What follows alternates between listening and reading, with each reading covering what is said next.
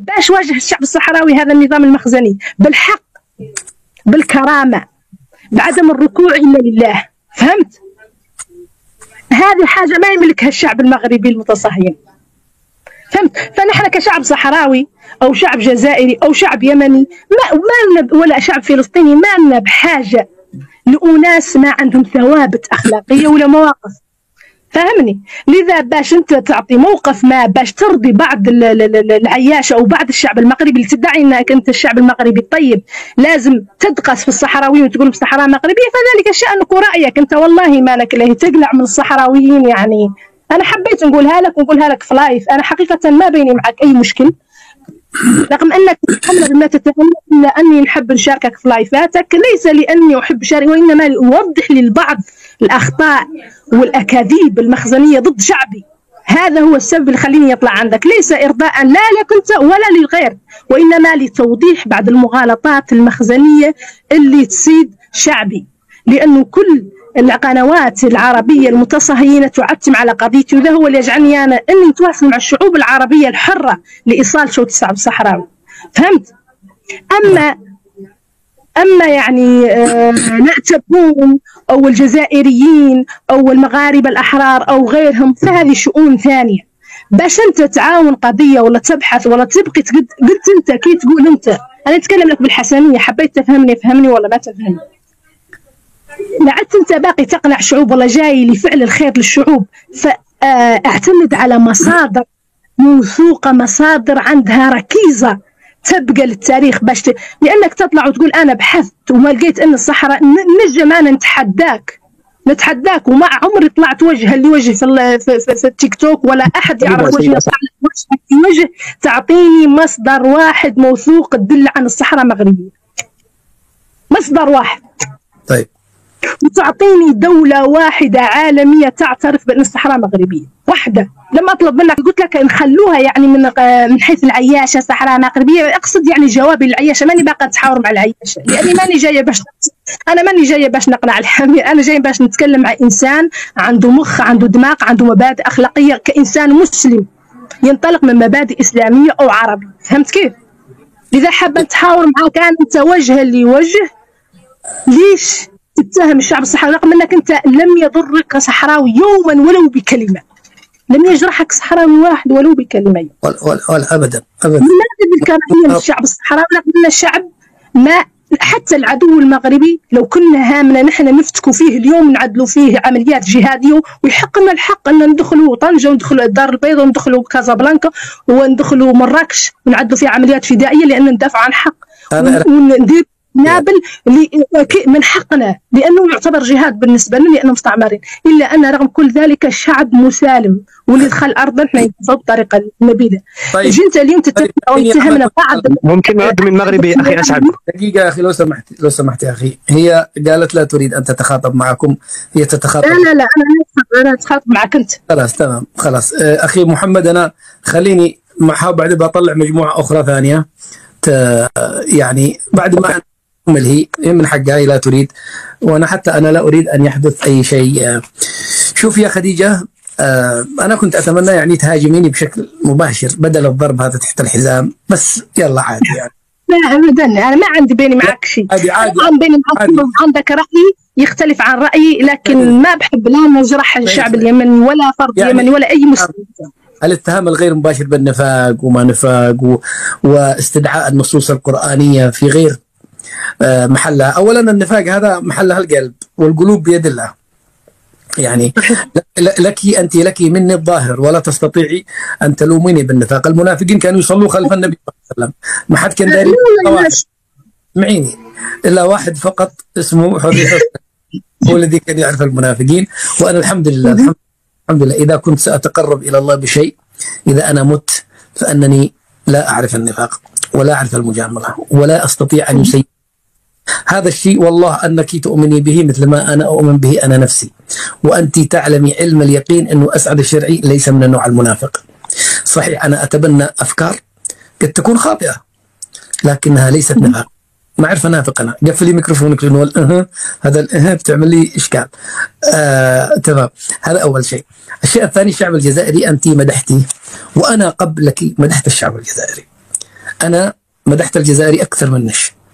الشعب الجزائري يحب الفلسطينيين يحبوا أنا أحب الشعب الجزائري، أنا أموت في الشعب الجزائري. أنا من زمان أقول إذا في خير فهو في هذا الشعب، شعب حر، شعب دمه حامي، شعب بطل، شعب غيور. ما يعني ليش بتقهموا الشعب الجزائري؟ يعني هل أنا وأنت مختلفين في الشعب الجزائري؟ لا، الشعب الجزائري هنا أقول لهم هنا على رأسي باليمني، فوق العين فوق الرأس، والله لهم كل التقدير والاحترام. والمشكلة أنتم تربطوا الشعب الجزائري بتبون، لا تبون شيء والشعب الجزائري شيء، كونوا افصلوا. يعني عندما واحد ينتقد النظام الجزائري هو لا يتكلم عن الجزائريين. حاولوا لا تكونش مثل النظام السعودي. شوف السعوديين هكذا، السعوديين مقفلين. إذا قلتي أن السياسة السعودية أنت ضد السعودي، لا يا أخي، السعوديين على عيني وراسي، بلاد الحرمين. ما رضيش يفهموا 4 سنين. فإحنا ما نشتيش نرجع دحين نقري الجزائريين ونقول لهم يا جماعة أنتم كشعب كبلد كهوية والله أن محلكم مين العين، وأنتم على رؤوسنا من فوق، ولا ينتقصكم أحد ولا يشوهكم أحد إلا التبونيون. لهم هذول التبونين حقكم المتشنجين، هؤلاء السوبر مانات اللي بيمتصوا الدماء، قال لك بيهرب من دمي وبيقتلني وبيبتلعني وإنه عندي سؤال اسمح لي. الله يرضى عليك، انا تركتك وبعدها بعطيك. شوف انا نزلت الكل خليتك انت، لانه انا عارف انت بتبحري، فخليني انا ارد عليك على نقطه. هذه اول نقطه النفاق. ثاني نقطه الشعب الجزائري ما اختلفنا فيه ولا تزايدي عليه ولم اذكره بسوء ابدا، هذا شيء. الشيء الثاني انه تبون يكره اليهود ولم يقصف اليمن. المغرب ما قصفت اليمن، قلنا لك المغرب ما قصفت اليمن. المغرب تدخلت تدخل رمزي بطائرة واحدة سقطت في أثناء المناورات ونزلت. لم يسجل في تاريخ اليمن أو في تاريخ التحالف أن طائرة مغربية قتلت يمني. اخرجوا، يعني إذا ستزايدوا بالقضية الفلسطينية لا تزايدوا بالقضية اليمنية حتى تشوهوا النظام المغربي. عندكم مشكلة مع النظام المغربي، العبوا بعيد عن القضية اليمنية، لأنه القضية اليمنية أنا داري بها. أنت بتتكلمي عند واحد داري بكل شيء في الشعب اليمني، والله اني داري احسن من الرئيس نفسه ما الذي يدور. فبالتالي اخرجوا منها. اذا تريدي الحق، الجزائريين اقل شيء او المغاربه اقل شيء انسحبوا من التحالف، انسحبوا وهذا يكفينا منهم. جزاكم الله خير. برع مشوا قالوا للسعوديه والامارات تحالف انحرف وما عادت البوصله كما قلت لنا في البدايه، وخرجوا. موقف يحمد لهم. إذا كنتم منصفين لماذا لا تثنون على الانسحاب كما تقدحون في مسألة أني كانت في التحالف؟ لو كنتم منصفين فعلا. لكن الحقد أنتوا الآن عندكم شيطنة للنظام المغربي، شيطنة ما يمكن تروا فيه حسنة لو كانت واضحة كيف ما كانت واضحة، ما يمكن.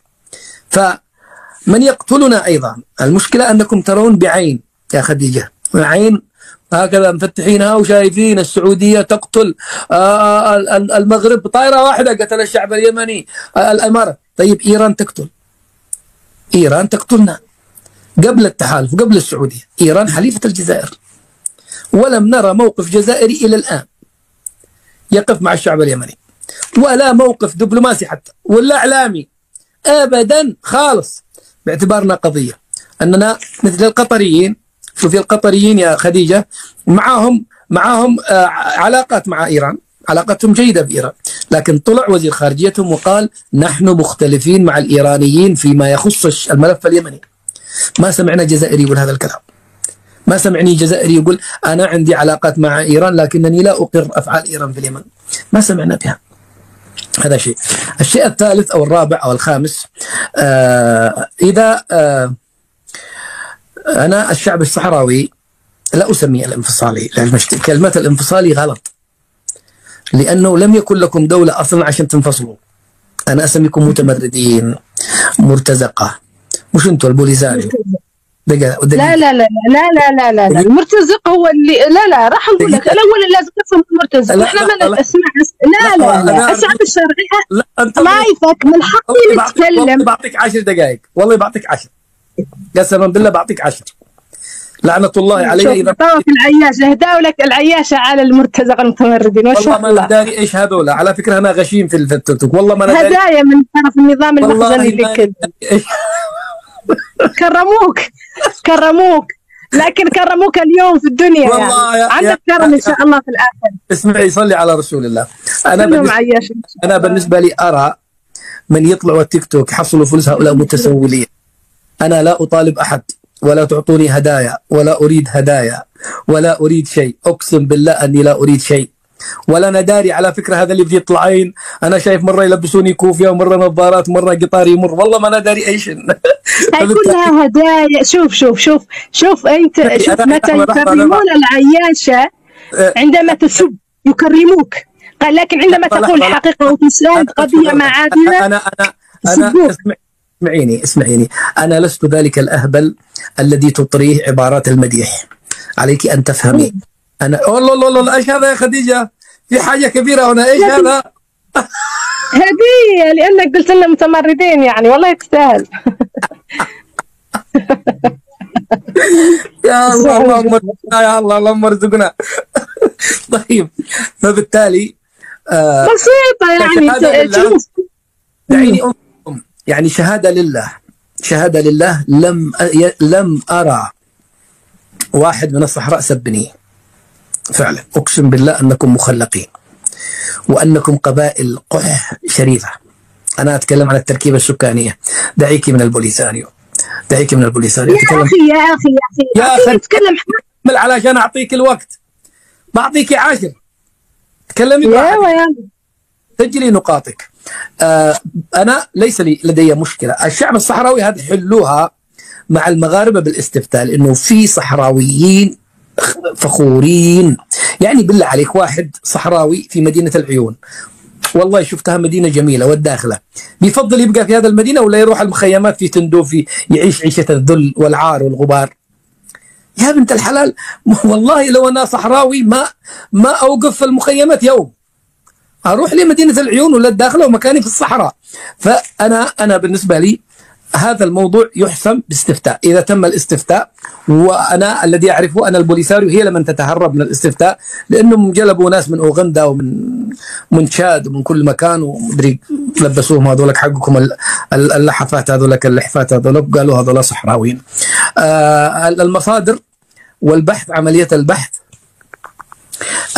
أنتم من تطالبون يا خديجة إذا تريدي في 10 دقائق الذي لديك أن تثبتوا أنه كان لكم وجود. أنا استندت في خلال البحث أن الجغرافيا المغربية هي واحدة.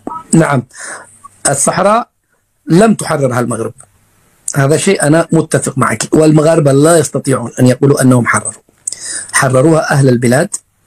دخلت معمر القذافي، شكل هذا الجسم الغريب، يعني استغل الجو الانتصارات. والله حقيقة تكلم